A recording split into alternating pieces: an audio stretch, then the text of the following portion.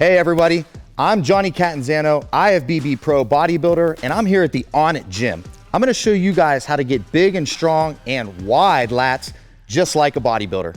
So the lats are the muscles that run along your side and down your back and are responsible for such movements as bringing your arms in, bringing your arms up, down, and a lot of rowing type movements. So strong lats are actually critical for a lot of movements in sports like rowing, swimming, and even throwing. And if you really want a well-balanced physique, a nice wide V taper, or you're thinking about entering an actual physique contest, you must have a nice, well-developed set of lats. So now I'm gonna break it down and show you 5 of my favorite lat exercises for developing a nice, well-balanced set of lats. My first exercise that I like to do are called reverse-incline lat pull-downs.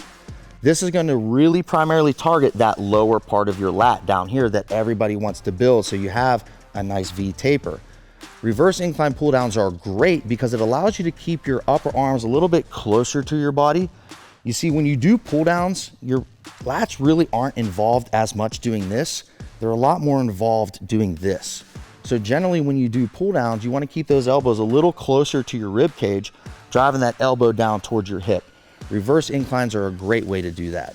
My second favorite exercise is going to be soft handle cable pull downs. And when I say soft handle cable pull downs, I mean those actual fabric handles that you typically use for chest flies or lateral raises. I want you to use those to do your pull downs here instead of that metal handle that you see a lot of people using where it really restricts, it really keeps your hands in tight. Well, the problem with that is it doesn't allow you to get the full range of motion of your lats. It doesn't allow you to spread apart and bring those elbows down. So that's why I want you to use that fabric handle so it allows you to manipulate your lats a little bit more, spreading and depressing them. That's gonna target more of that lower lat region. So we develop a nice V taper in your physique. My third favorite lat exercise is going to be reverse incline dumbbell rows. Any exercise for your back that allows you to have chest support is going to provide a huge advantage. That allows your back muscles to do the majority of the work instead of momentum or your lower back. It's going to keep you restricted so those back muscles are doing all of the pulling. The reverse incline dumbbell rows is a fantastic way to develop that middle back, kind of right here, right below your shoulder blades, right there in the middle. You do want to have some nice size in there as well because yes, you want lats to create that V taper, but also you want a wider part of the middle part of your back, which is going to be created doing these rows. All right, my fourth favorite exercise is going to be Kelso Shrugs. So Kelso Shrugs, you might hear shrug and think, well, that's a trap exercise. Well, it is, but it also hits your mid and upper back as well. Kelso Shrugs are a great way to give you more width in your back, hitting those rhomboids, your mid and upper traps. Most people think the best trap exercise is simply just doing shrugs like this, when in fact it's really not. The reason I like Kelso Shrugs is because you're sitting reverse incline on a bench and the angle of that resistance is a lot more in line with the muscles you're actually intending on using. So you do want some size back there because when you do a lat spread, you do want width here, but you also want some width across the middle of your back to get as wide as possible and to create a nice taper.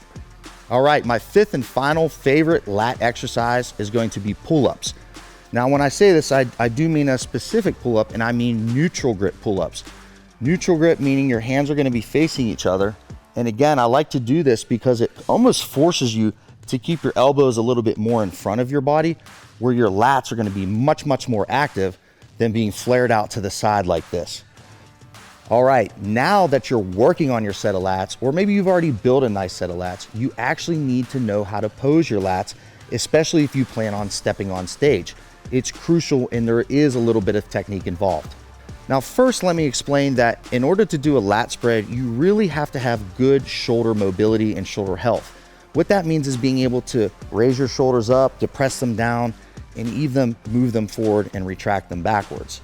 So if you can do that, you're gonna be on the way to be able to do a lat spread. But if you struggle with those, or if you feel pain or tightness while doing those couple movements, it will be a little bit of a struggle for you to do a lat spread properly.